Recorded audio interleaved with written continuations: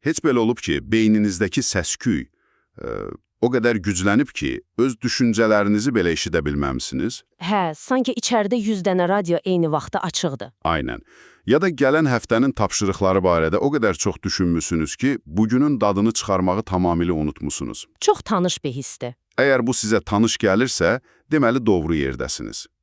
Təsəvvür edin ki, zehniniz dağınıq bir otaqdır.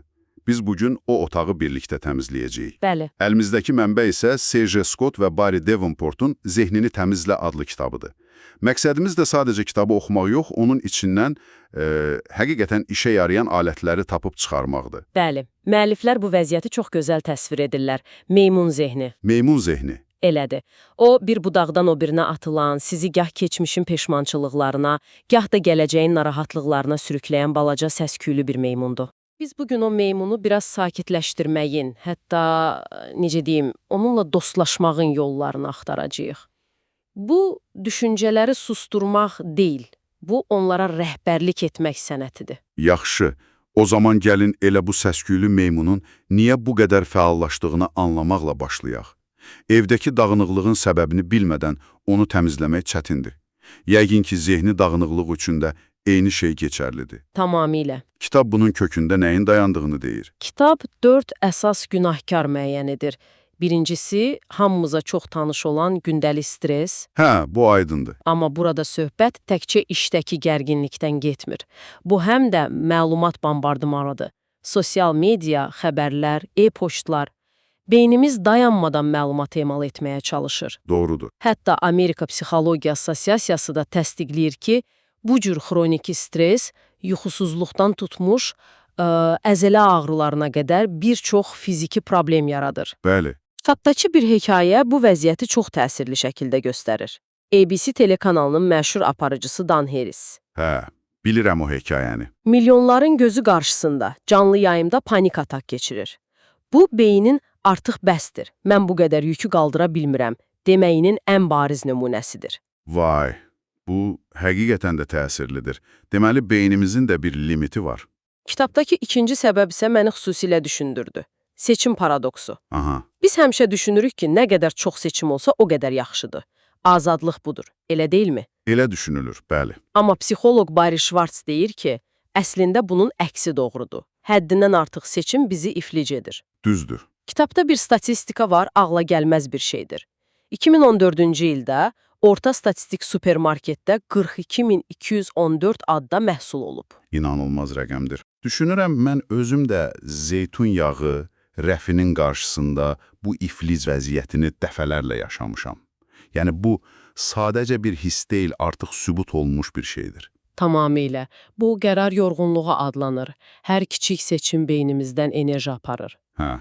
Günün sonunda isə vacib qərarlar üçün enerjimiz qalmır.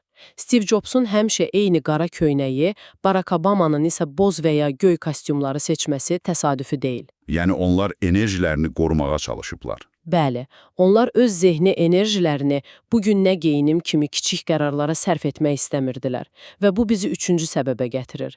Həddindən artıq əşya. Əşya deyəndə?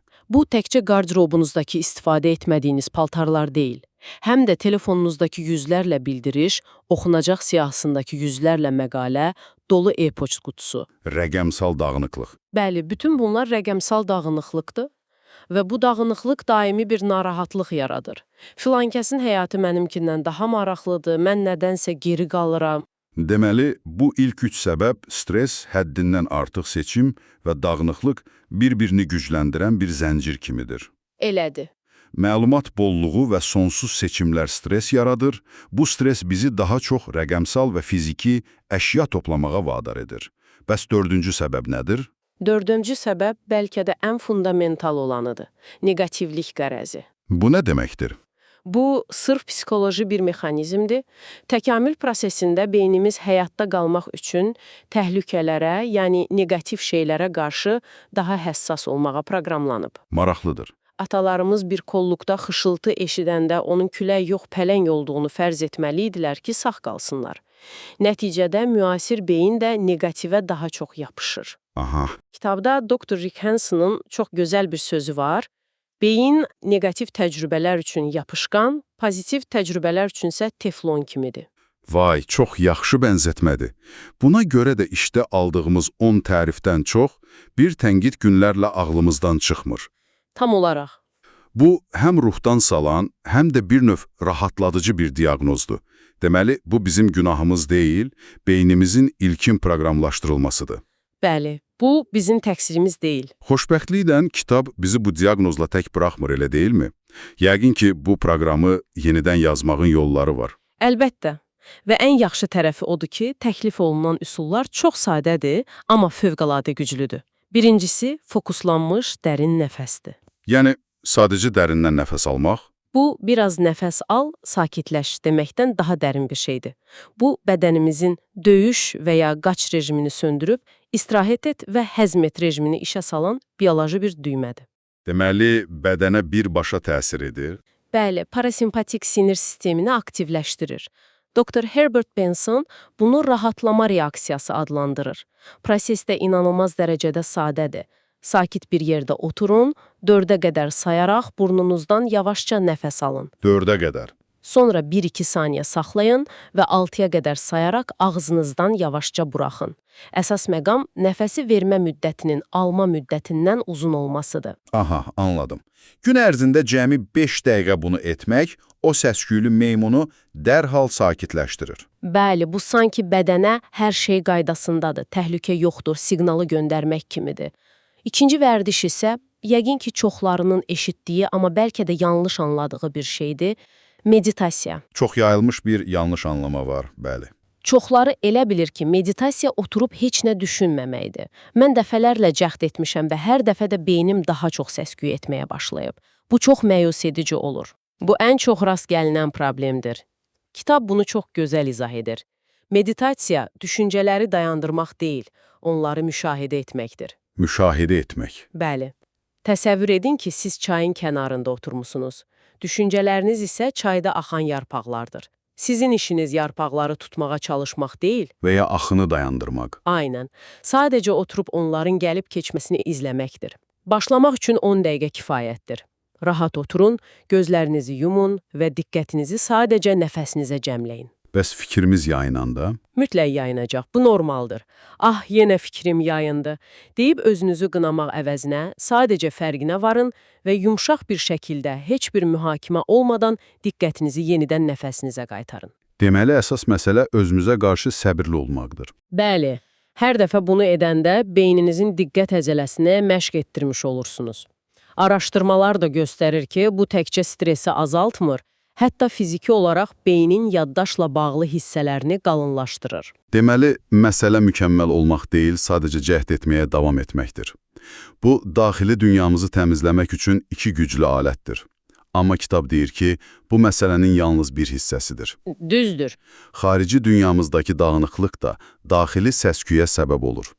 Yəni, söhbət təkcə fiziki əşyalardan getmir, həm də öhdəliklərimizdən, münasibətlərimizdən gedir. Bu əlaqə necə işləyir? Burada açar söz dəyərlərdir. Kitab vurğulayır ki, əgər həyatınız əsas dəyərlərinizlə üst-üstə düşmürsə, siz daimi bir daxili münaqişə və narahatlıq içində yaşayacaqsınız. Bir nümunə verə bilərsiniz. Məsələn, sizin əsas dəyəriniz azadlıqdırsa, amma hər dəqiqəsi nəzarət altında olan bir işdə çalışırsınızsa, nə qədər meditasiya etsəniz də, o daxili gərginlik tam olaraq getməyəcək. Hə, aydındır. Buna görə də kitab ilk olaraq özünüzə bu sualı verməyi tövsiyə edir. Mənim üçün həyatda həqiqətən nə vacibdir? Ailə, yaradıcılıq, sabitlik. Bu dəyərləri müəyyən etmək sizin şəxsi kompasınız olur. Bu çox məntiqlidir. Dəyərlərini bilmək, qərar verməyi asanlaşdırır. Bu iş təklifi mənim dəyərlərimə uyğundumu kimi suallara cavab tapırsan. Elədir. Bəs dəyərlərimizi müəyyən etdikdən sonra çox vaxt böyük hədəflər qoyuruq və bu hədəflərin özü də stres mənbəyinə çevrilir. Məhz buna görə də kitab çox praktik bir yanaşma təklif edir. İllik deyil, rüblük, smart məqsədlər təyin etmək. Smart. Yəni spesifik, ölçülə bilən, əlçatan, relevant, yəni dəyərlərinizə uyğun və zamanla məhdudlaşdırılmış.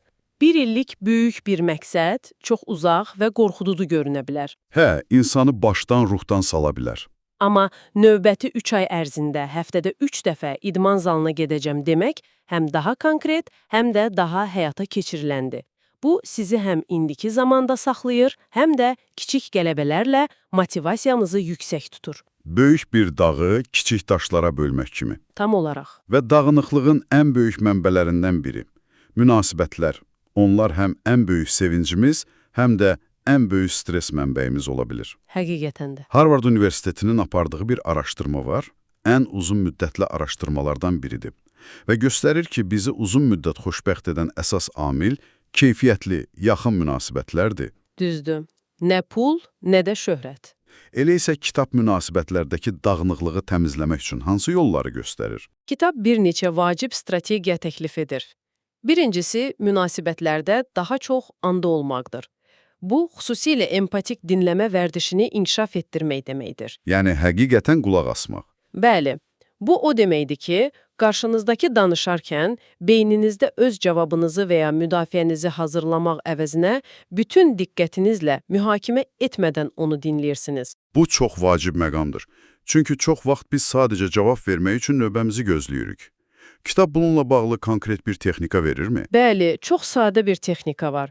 Qarşınızdakı sözünü bitirdikdən sonra, deməli, əgər səni düz başa düşdümsə, sən demək istəyirsən ki, deyərək onun dediklərini öz sözlərinizlə təkrarlayın. Aha. Bu, həm sizə həqiqətən dinlədiyinizi yoxlamaq imkanı verir, həm də qarşı tərəfə anlaşıldığını hiss etdirir. Bu kiçik vərdiş bir çox münaqişənin qarşısını ala bilər. Mütləq. İkinci strategiya isə keçmişdən qurtulmaqdır.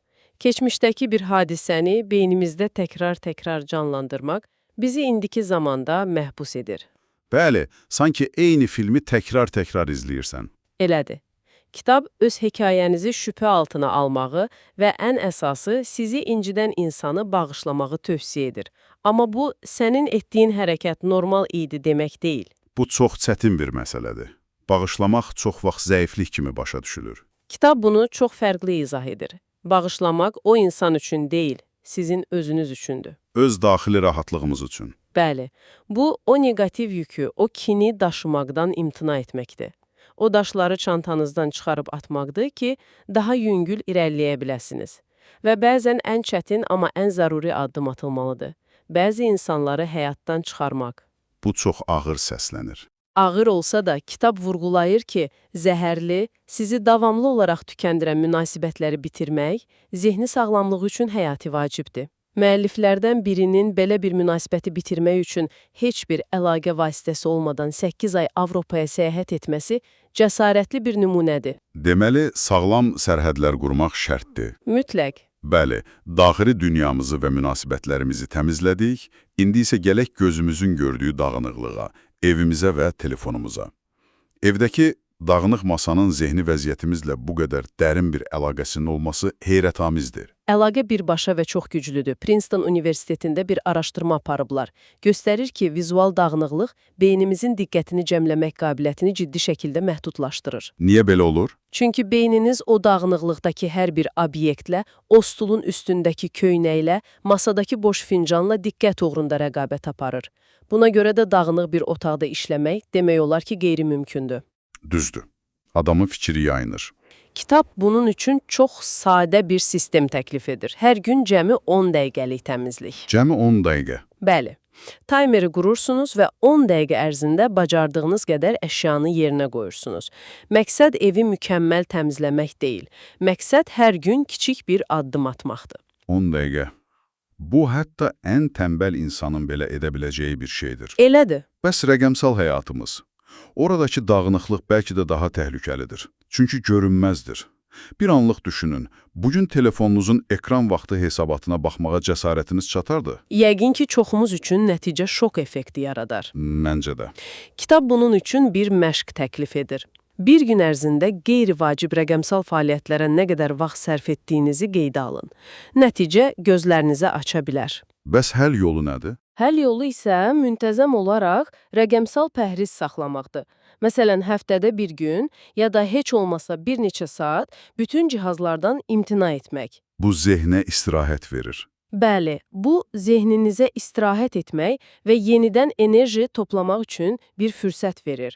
Həmin vaxtı real həyatdakı fəaliyyətlərə və insanlara həsr edə bilərsiniz. Bu zehninizə təmiz hava aldırmaq kimidir. Beləliklə, bütün bu müzakirədən sonra gəldiyimiz nəticə nədir? Mənə elə gəlir ki, zehni təmizləmək bir dəfəlik bir iş deyil, davamlı bir prosesdir. Tamamilə. Və bu, təkcə düşüncələrimizlə bağlı deyil. Hərəkətlərimizi dəyərlərimizlə uyğunlaşdırmaq, münasibətlərimizə sərhədlər qoymaq, yaşadığımız məkanı sadələşdirmək, hamısı bir-biri ilə bağlıdır. Bəli, və ən vacib məqam budur. Məqsəd bütün negativ düşüncələri yox etmək deyil. Çünki əvvəldə danışdığımız negativlik qərəzi səbəbindən bu demək olar ki, mümkün deyil. Və belə bir məqsəd qoymaq özü də bir stres mənbəyidir. Aynən, əsas məqsəd onlarla olan münasibətimizi dəyişməkdir. Anlamaq ki, düşüncələr gəlib gedir, onlar bizim kim olduğumuzu təyin etmir. Onlar sadəcə zehnimizdəki buludlardır. Biz o buludlara ilişib qalmaq əvəzinə Onların ötüb keçməsini müşahidə edə bilərik. Meditasiyanın, dərin nəfəsin bizə öyrətdiyi də məhz bu müşahidəçi olma bacarığıdır. və sonda sizin üçün bir düşüncə. Kitabda deyilir ki, təbiət kimi zehnimiz də boşluqdan xoşlamır. Bir negativ düşüncəni, bir zərərli vərdişi zehninizdən təmizlədiyiniz zaman o boşluğu şuurlu şəkildə nə ilə doldurursunuz? Çox vacib sualdır. Məsələ təkcə dağınıqlığı aradan qaldırmaq deyil, həm də onun yerində nəyi böyütməyi seçməyinizdir.